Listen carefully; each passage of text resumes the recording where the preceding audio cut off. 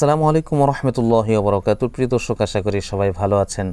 বরাবরের মতো আজকে আপনাদেরকে নিয়ে আসছি শরীয়তপুর জেলার সখীপুর থানার চরসেনশাস ইউনিয়নের নরসিংহপুর বাজার থেকে বালার বাজার পর্যন্ত যে সড়কটি আছে সেই সড়কটি দেখানোর জন্য। আমরা নরসিংহপুর বাজার থেকে মোটরসাইকেলে করে বালার বাজারের উদ্দেশ্যে রওনা দিয়েছি। আপনারা আকাশের দিকে তাকিয়ে দেখতে পাচ্ছেন আকাশটা একটু হালকা মেঘাচ্ছন্ন। রাস্তার দুপাশের যে ছোট ছোট গাছ সবগুলো অত্যন্ত চমৎকারভাবে ফুটে আছে। সামনে আপনারা একটা ফিলিং স্টেশন দেখতে পাবেন, হাতের বামে দেখছেন দোতলা ভবনের মতো। এখান থেকে আপনি সব ধরনের তেল সংগ্রহ করতে পারবেন গাড়ির জন্য। অদূরেই কিছু দোকানপাট দেখছেন, এই জায়গাটাকে বলা হয় খায়ের পট্টি। এখানে অনেকগুলো দোকান আছে, মানুষ তাদের দৈনন্দিন প্রয়োজন পূরণ করে থাকে। এখানে একটি মাদ্রাসাও আছে।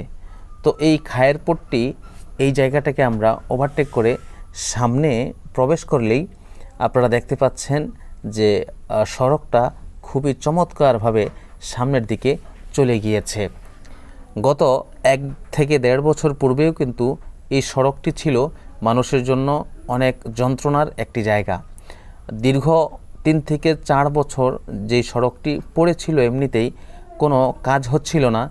সাম্প্রতিক সময়ে এসে 1 থেকে 1.5 বছরের মধ্যে এই সড়কটার নতুন কাজ হয়েছে, যার ফলে আপনারা দেখছেন যে সড়কের মধ্যে যে একটা রেখা দেওয়া থাকে সাদা, রাস্তাকে ভাগ করার জন্য, ডান সাইড বাম সাইড ভাগ করার জন্য যে একটা রেখা থাকে, সেই রেখাগুলো এই সড়কের মধ্যে নেই। এই সড়কটির কাজ এখনও হচ্ছে। সামনে যে মেশিনটি দেখতে পাচ্ছেন, এই মেশিনটি দিয়ে পিচ এই রাস্তার মধ্যে সুন্দরভাবে বসানো হয় এবং আপনারা রোলার মেশিনে দেখেছেন যেগুলো দিয়ে পিচটাকে সুন্দরভাবে ঘষে একেবারে মিশ করা হয়। তো আমরা চলতে চলতে বালার বাজারের একেবারে কাছাকাছি না হলেও কিছুটা কাছাকাছি চলে এসেছি। আপনাদেরকে এই সড়ক নিয়ে একটি তথ্য না দিলেই নয়।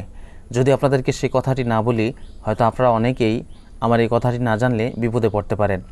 এই যে সড়কটি দেখছেন নতুন হয়েছে, এই সড়কটি নতুন হওয়ার ফলে যুবকরা, বিশেষ করে ইয়ং জেনারেশনের অনেক যুবক ভাই এই সড়কে যাচ্ছে তাইভাবে গতি নিয়ে মোটরসাইকেল চালিয়ে থাকেন। গত কয়েকদিন পূর্বে আমি যেই জায়গা থেকে মোটরসাইকেলে আরোহণ করেছি, অর্থাৎ নরসিংহপুর বাজার, সেখানে একে একে 3টা মোটরসাইকেল একজন ব্যক্তির উপর দিয়ে উঠে যায় এবং সেই ব্যক্তি জায়গার মধ্যেই ইন্তেকাল করেন। তার সাথে আরেকজন লোক ছিলেন, সেই লোক হাড় গোড় ভেঙে তিনি এখন হাসপাতালে ভর্তি আছেন। তো যারা ইয়ং জেনারেশন আছেন, যারা নতুন বাইক চালান কিংবা পুরাতনই বাইক চালান না কেন, আপনারা যদি এইভাবে সড়ক দিয়ে বেপরোয়াভাবে মোটরসাইকেল চালান, এটা আপনার জীবনের জন্য যেমন ঝুঁকি, তদ্রূপ অন্য একজন ব্যক্তির জীবনের জন্য ঝুঁকি হতে পারে, একটা ফ্যামিলির সারা জীবনের কান্না হতে পারে। সুতরাং আপনারা কখনো সড়ক দিয়ে চলার পথে এভাবে উচ্চ গতিতে বা হাই গতিতে মোটরসাইকেল চালাবেন না। এতে আপনার এবং আরেকজন পরিবারের ক্ষতি হতে পারে, যে কোনো সমস্যা হতে পারে। আল্লাহ আমাদের সবাইকে এই সকল উচ্চ গতিতে মোটরসাইকেল চালানো থেকে হেফাজত করুন। তো দর্শক, আমরা চলতে চলতে একেবারে বালার বাজারের কাছাকাছি জায়গায় চলে এসেছি।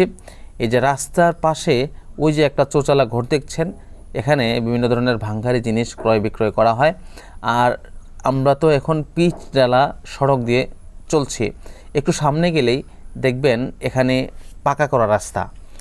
এটা কী জন্য দেওয়া হয়, কোনো বাজারের শুরুতে বা কোনো বাজারের সম্মুখভাগে এরকম রাস্তা নাকি দেওয়া হয়, পাকা করে দেওয়া হয়। এখানে যেরকম পিচ ডালা সড়ক, একটু সামনে গেলে দেখবেন যে রাস্তাটা সিমেন্ট দিয়ে বালি দিয়ে পাকা করা হয়েছে। সামনে যে সাদা জায়গাটা দেখছেন, এটাই হচ্ছে সেই জায়গা।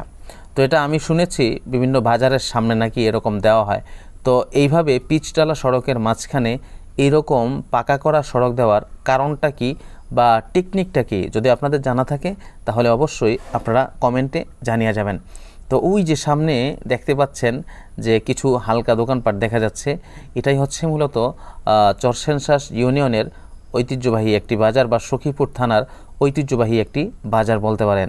তো আমরা এখন যে বাজারটিতে এসেছি, সেই বাজারটির নাম হচ্ছে বালার বাজার।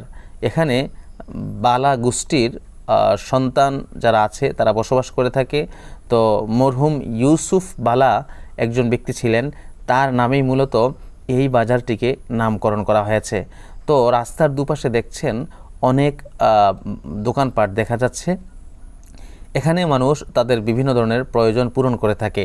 আশেপাশের 15 থেকে 20 গ্রামের মানুষ এই বাজারে এসে তাদের দৈনন্দিন প্রয়োজন পূরণ করে থাকে।